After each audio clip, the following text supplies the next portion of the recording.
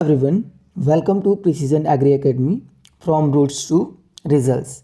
Dear students, आज हम discuss करने वाले हैं जनरल एग्रीकल्चर सीरीज 2.0 में कृषि विज्ञान के मोस्ट इम्पॉर्टेंट MCQs जो कि आपके डिफरेंट जो एग्रीकल्चर के एग्ज़ाम्स हैं उसके लिए हेल्पफुल होने वाले हैं। ये जो क्लास है डेली आपका 8 बजे चलती है, तो आप सभी चैनल को सब्सक्राइब कर लें ताकि आपको डेली जनरल एग्रीकल्चर सीरीज़ की जो नोटिफिकेशन है वो टाइम टू टाइम मिलते रहे। चलिए बिना किसी देरी के आज का जो सीरीज़ है वो हम स्टार्ट करते हैं। ये रहा आपकी स्क्रीन पर फर्स्ट क्वेश्चन। पूछा जा रहा है, एक ही खेत में नारियल, काली मिर्च एवं हल्दी की साथ साथ फसल लेने की जो क्रिया है क्या कहलाती है? Relay cropping, inter cropping, multi cropping या फिर मल्टी स्टेरॉयड क्रॉपिंग? चलिए बतलाइए कमेंट बॉक्स में कमेंट करके इस क्वेश्चन का जो करेक्ट आंसर है वो क्या हो जाएगा। अगर कोई एक ही फील्ड में हम नारियल, काली मिर्च और हल्दी साथ साथ लगाएं तो ऐसे फसल लेने की क्रिया क्या कहलाती है? तो यहाँ पे जिन भी एग्रीडियंट्स ने क्वेश्चन फर्स्ट का जो आंसर है डी कमेंट किया है, मल्टी स्टेरॉयड क्रॉपिंग, उन सभी का आंसर राइट हो जाएगा। ठीक है, चलिए क्वेश्चन नंबर सेकंड देखते हैं। क्वेश्चन नंबर सेकंड, किस तेल में जो खली किस तेल की खली में नाइट्रोजन की जो मात्रा है सबसे अधिक होती है, सर्वाधिक होती है? जो अरंडी है उसकी खली में, नीम की खली में, मूंगफली की खली में या फिर आपका नारियल की खली में? तो बतलाइए किस तेल की खली में जो नाइट्रोजन की मात्रा है वो आपकी सबसे ज़्यादा होती है? आपका जो अरंडी तेल है उसकी खली में, नीम तेल की खली में या फिर मूंगफली तेल की खली में या नारियल तेल की खली में? तो यहाँ पे क्वेश्चन नंबर 2 का जिन भी एग्रीडियंट्स ने ऑप्शन सी कमेंट किया है, मूंगफली की खली, उन सभी का आंसर यहाँ पे राइट हो जाएगा भाई। मूंगफली की खली में क्या होता है, नाइट्रोजन की जो मात्रा होती है वो सर्वाधिक होती है। क्वेश्चन नंबर 3 पूछा जा रहा है, एवरग्रीन जो रिवोल्यूशन है वो जो शब्द है, एवरग्रीन रिवोल्यूशन जो शब्द है किसने दिया था? डॉक्टर एस फरोदा ने, डॉक्टर MS स्वामीनाथन जी ने, डॉक्टर वीरेंद्र लाल चोपड़ा जी ने, डॉक्टर राजेंद्र सिंह परोदा जी ने? तो बतलाइए जो एवरग्रीन रिवोल्यूशन चली थी तो उसमें एवरग्रीन रिवोल्यूशन जो शब्द है किन्होंने दिया था? चलिए तो यहाँ पे क्वेश्चन नंबर 3 का जिन भी एग्रीडियंट्स ने ऑप्शन बी कमेंट किया है, डॉक्टर MS स्वामीनाथन जी, उन सभी का आंसर राइट होगा। डॉक्टर MS स्वामीनाथन जी ने एवरग्रीन रिवोल्यूशन शब्द जो है वो दिया था। क्वेश्चन नंबर 4 पूछा जा रहा है, सबसे अधिक अम्ल उत्पादक उर्वरक जो है इन ऑप्शनों में से कौन सा है भाई? सबसे अधिक अम्ल उत्पादक उर्वरक यूरिया है, अमोनियम नाइट्रेट, अमोनियम सल्फेट या फिर केन किसान खाद, ठीक है, या फिर कैल्शियम अमोनियम नाइट्रेट? तो चलिए बतलाइए सबसे अधिक जो अम्ल उत्पादक उर्वरक है, ठीक है, वो कौन सा है? कौन सा उर्वरक सबसे ज़्यादा अम्ल जो है वो प्रोड्यूस करता है? तो यहाँ पे क्वेश्चन 4 का जिन भी एग्रीडियंट्स ने ऑप्शन सी कमेंट किया है, अमोनियम सल्फेट, उन सभी का आंसर राइट हो जाएगा। जो अमोनियम सल्फेट है ये सबसे ज़्यादा क्या करता है, अम्ल उत्पादन करता है। ठीक, चलिए क्वेश्चन नंबर 5 देखते हैं। देखिए थोड़ा सा क्वेश्चन पढ़िएगा अच्छे से। 1 एकड़ धान के खेत में कितने किलोग्राम सिंगल सुपर फास्फेट की आवश्यकता होगी यदि फास्फोरस पेंटॉक्साइड की दर 60 किलोग्राम प्रति हेक्टेयर रखना हो और सिंगल सुपर फास्फेट में फास्फोरस की मात्रा 16% हो? ऑप्शंस देखिए यहाँ पे दिया गया है, 250 किलोग्राम, 200 किलोग्राम, 150 किलोग्राम या फिर 100 किलोग्राम। तो यहाँ पे अगर हम बात करें ना कि अगर 1 एकड़ धान है, 1 एकड़ धान के खेत में हम जो सिंगल सुपर फास्फेट है इसकी कितनी मात्रा की आवश्यकता होगी यदि फास्फोरस जो पेंटॉक्साइड की जो मात्रा है वो 60 किलोग्राम है प्रति हेक्टेयर है, ठीक है, और सिंगल सुपर फास्फेट में फास्फोरस की जो मात्रा है वो 16% हो। तो यहाँ पे सिंगल सुपर फास्फेट जो है कितने किलोग्राम लगेगा 1 एकड़ धान के खेती में? तो वो लगेगा आपका 150 kg। तो जिन्होंने सी आंसर कमेंट किया है उन सभी का आंसर यहाँ पे क्या हो जाएगा भाई, सही हो जाएगा। ठीक है, तो रिमेंबर रखना। क्वेश्चन नंबर 6 देखते हैं। पूछा जा रहा है इनमें से कौन सा जोड़ा सही सुमेलित नहीं है। बाजरा टिफ्ट 23D2A, मक्का टी, साइटोप्लाज्म गेहूँ RH2 और धान नोरिन-10।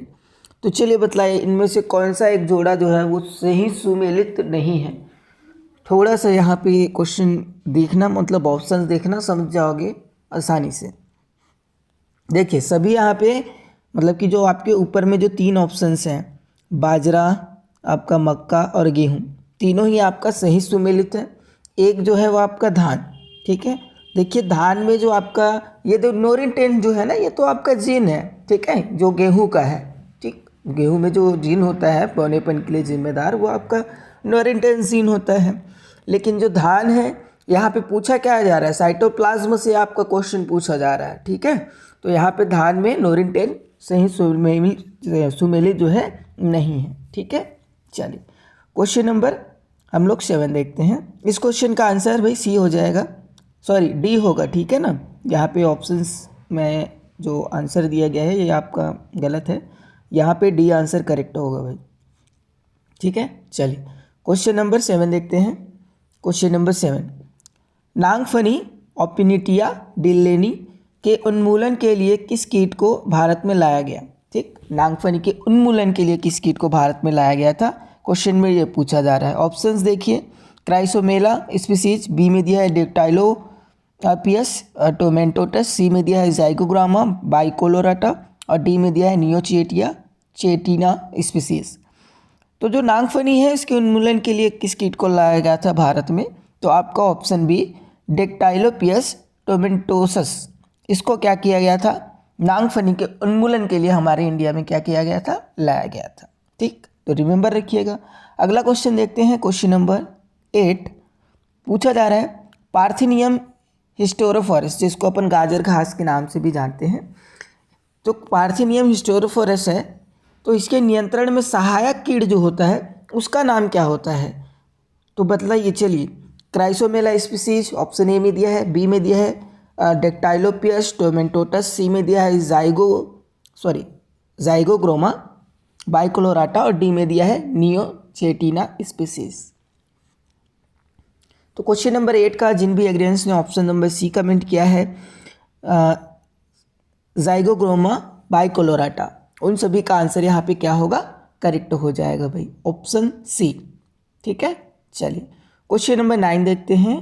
क्वेश्चन नंबर 9 है, कौन से सूक्ष्म जीव का व्यापारिक रूप से जैव नियंत्रण में उपयोग किया गया है।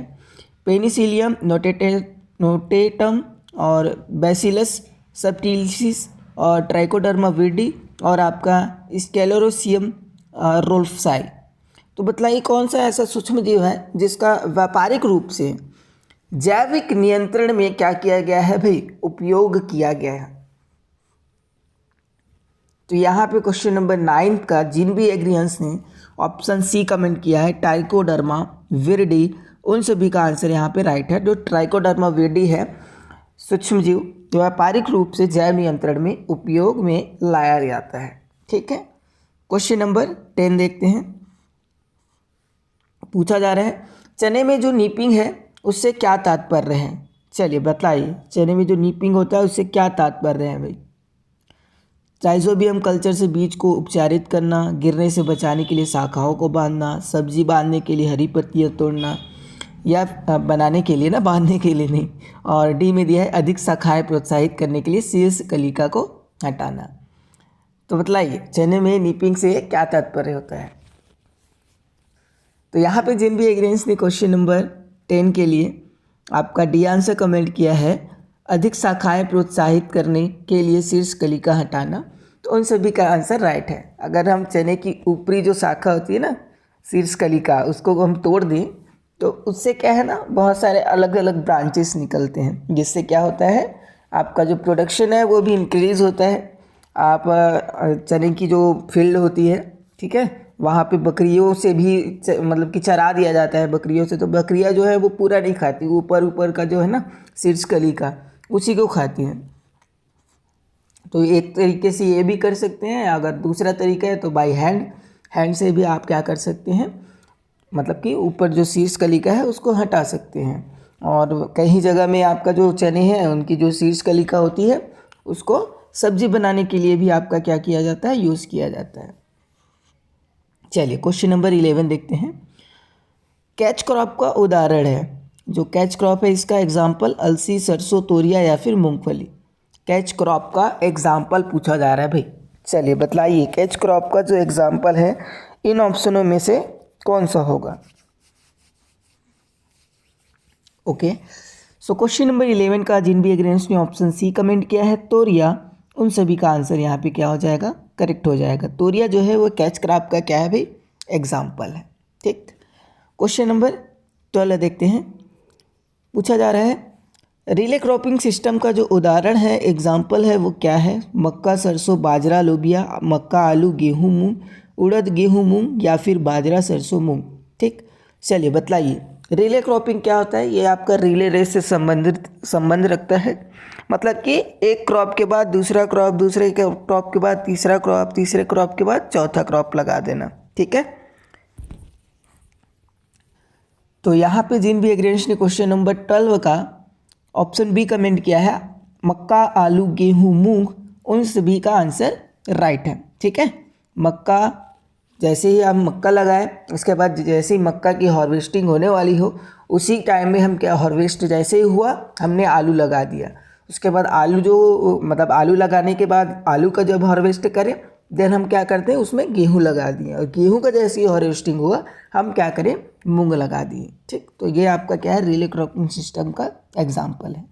क्वेश्चन नंबर 13 पूछा जा रहा है निम्नलिखित युगों में से गलत का चयन करना। देखिए एक तरफ आपका शाकनाशी समूह दिया है, दूसरे तरफ आपका सामान्य नाम दिया गया है। फिनॉक्सी एसिड 2,4,5-T, यूरिया में दिया है आइसोप्रोट्यूरान, एसिटिमाइल में दिया है ब्यूटाक्लोर और कार्बामेट्स में दिया है डाइनोसेब। तो चलिए बतलाइए इन ऑप्शनों में से कौन सा ऐसा शाकनाशी समूह है जिसका सामान्य नाम जो है वो आपका गलत है। चलो तो यहाँ पे देखिए सही उत्तर जिन्होंने कमेंट किया है ऑप्शन डी, उन सभी का आंसर राइट है। कार्बामेट्स जो है डाइनोसेब नहीं होता, तो ये आंसर जो है वो क्या है, गलत है। तो क्वेश्चन नंबर 13 में जो सही आंसर होगा वो होगा ऑप्शन डी। बाकी ऑप्शन ए, बी, जो सी है, तीनों का ही जो सामान्य नाम है वो बिल्कुल सही है। ठीक है, आपका फिनॉक्सी एसिटेट्स का 2,4,5-T, यूरिया का आपका आइसोप्रोट्यूरान और एसिटिमाइड का ब्यूटाक्लोर। चलो क्वेश्चन नंबर 14 देखते हैं। इसमें भी आपको एक युग्म सही सुमेलित नहीं है बोल रहा है, गलत कथन को ही आपको चयन करना है। ठीक, जैसे आपका ऑप्शंस में क्या क्या दिया है, कपास दक्षिण भारत, ये आपका कब लगाया जाता है, अगस्त सितंबर में। गन्ना के लिए दिया है आपका अजसाली फसल जो कि जुलाई अगस्त में। मसूर के लिए उत्तरी भारत जुलाई अगस्त। सोयाबीन के लिए उत्तरी भारत जून जुलाई। तो चलिए बतलाइए इन ऑप्शनों में से कौन एक जो है वो आपका सही सुमेलित नहीं है। तो यहाँ पे क्वेश्चन नंबर 14 का जिन भी एग्रीएंस ने सी आंसर कमेंट किया है उन सभी का आंसर करेक्ट हो जाएगा। जो मसूर है उत्तरी भारत जुलाई अगस्त में नहीं लगाया जाता, कब लगाया जाता है, तो आपका अक्टूबर नवंबर में। ठीक है, अक्टूबर नवंबर में आपका लगाया जाता है, अक्टूबर मिड से नवंबर मिड तक। ओके, चलिए क्वेश्चन नंबर 15 देखते हैं। सोयाबीन का जो ओरिजिन प्लेस है वो कहाँ है भाई, भारत, चीन, उष्ण अमेरिका या फिर जापान। चलिए बतलाइए सोयाबीन का जो ओरिजिन प्लेस है, ठीक, वो कौन सा कंट्री है, इंडिया, चीन या फिर उष्ण अमेरिका या फिर जापान। ओके, तो यहाँ पे क्वेश्चन नंबर 15 का जिन भी एग्रीएंट्स ने सी आंसर कमेंट किया है उष्ण अमेरिका, उन सभी का आंसर क्या हो जाएगा, सही हो जाएगा। ओके, उष्ण अमेरिका जो है सोयाबीन का क्या है, उत्पत्ति स्थल है। क्वेश्चन नंबर 16 पूछा जा रहा है तीनों आवश्यक पोषक तत्व प्रदान करने वाला जो उर्वरक है वो इन ऑप्शनों में से कौन सा है। ऑप्शन ए में दिया है DAP, बी में दिया है MOP, सी में दिया है SSP और डी में दिया है SOP। तो चलिए बताइए तीनों आवश्यक पोषक तत्व प्रदान करने वाला जो उर्वरक है वो कौन सा है। तो यहाँ पे क्वेश्चन नंबर 16 का जिन्होंने सी आंसर कमेंट किया है SSP, सिंगल सुपर फास्फेट, उन सभी का आंसर राइट है। एसएसपी जो है तीनों आवश्यक पोषक तत्व प्रदान करने वाला उर्वरक है। Now next question, question number 17। निम्न में से कौन से उर्वरक में जल घुलनशील फास्फोरस पाया जाता है? ठीक है, जल में घुलनशील फास्फोरस पाया जाता है, तो बतलाइए एसएसपी, डीसीपी या फिर आपका एमएपी या फिर दोनों ए व सी। तो यहाँ पे क्वेश्चन नंबर 17 का जिन्होंने डी आंसर कमेंट किया है, यानी कि आपका एसएसपी और एमएपी, ठीक है, उन सभी का आंसर राइट है। ठीक, दोनों ही आपका क्या होता है, जल में घुलनशील फास्फोरस जो है वो आपका पाया जाता है। ठीक है, आपका एसएसपी और एमएपी में। क्वेश्चन नंबर 18 देखते हैं। पूछा जा रहा है क्रॉप लॉगिंग का प्रयोग किस फसल में आपका किया जाता है? जो क्रॉप लॉगिंग है इसका ऑप्शंस देखिए, आपका गन्ने दिया है ऑप्शन ए में, बी में दिया है चुकंदर में, सी में दिया है मक्का में और डी में दिया है चाय में। तो क्या हो जाएगा इस क्वेश्चन का आंसर? क्रॉप लॉगिंग का प्रयोग हम किस फसल में करते हैं? तो क्रॉप लॉगिंग का जो प्रयोग है हम करते हैं गन्ना में, शुगर कैन में। तो यहाँ पे सही उत्तर क्या हो जाएगा? ऑप्शन ए, गन्ना। Okay, sugar cane. नेक्स्ट देखते हैं क्वेश्चन नंबर 19, जो कि है यूरिया में नत्रजन किस रूप में उपलब्ध होता है भाई? अमोनिकल एमाइड के फॉर्म में, नाइट्रोजन या फिर नाइट्रेट के फॉर्म में। तो बताइए जो यूरिया है उसमें नत्रजन जो है कौन से फॉर्म में रहता है? अमोनिकल फॉर्म में, एमाइड फॉर्म में, नाइट्राइट फॉर्म में या फिर नाइट्रेट फॉर्म में? तो यहाँ पे क्वेश्चन नंबर 19 का जिन्होंने डी कमेंट किया है नाइट्रेट, उन सभी का आंसर क्या है? सही हो जाएगा भाई। यूरिया में जो नत्रजन है वो नाइट्रेट के रूप में होता है, तो डी आंसर क्या है? करेक्ट हो जाएगा। क्वेश्चन नंबर 20 देखते हैं। पूछा जा रहा है किस पीएच मान पर फास्फोरस की उपलब्धता मृदा में सर्वाधिक होती है? ऑप्शंस देखिए, ऑप्शन ए में दिया है 5.5, बी में दिया है 6.5, सी में दिया है 7.2 और डी में दिया है 8.5। चलिए बतलाइए किस पीएच मान पर फास्फोरस की उपलब्धता मृदा में सर्वाधिक होती है? तो क्वेश्चन नंबर 20 का यहाँ पे जिन भी एग्रियंस ने सी आंसर कमेंट किया है 7.2, उन सभी का आंसर क्या हो जाएगा भाई? करेक्ट हो जाएगा। ठीक है, 7.2 पीएच मान पर जो फास्फोरस है इसकी उपलब्धता जो है मृदा में क्या होती है? आपका सर्वाधिक होता है। तो क्वेश्चन नंबर 20 का सही उत्तर हो जाएगा आपका ऑप्शन सी। तो आशा करता हूँ आज का जो क्वेश्चन सीरीज़ है वो आपको अच्छी लगी होगी। अच्छी लगी तो वीडियो को लाइक करें, शेयर करें अपने दोस्तों के पास, और अगर चैनल में नए हैं तो चैनल को सब्सक्राइब जरूर करें। ओके, मैं मिलता हूँ आपको किसी और वीडियो, क्विज या क्लासेस में। तब तक के लिए सभी को धन्यवाद। जय जवान जय किसान।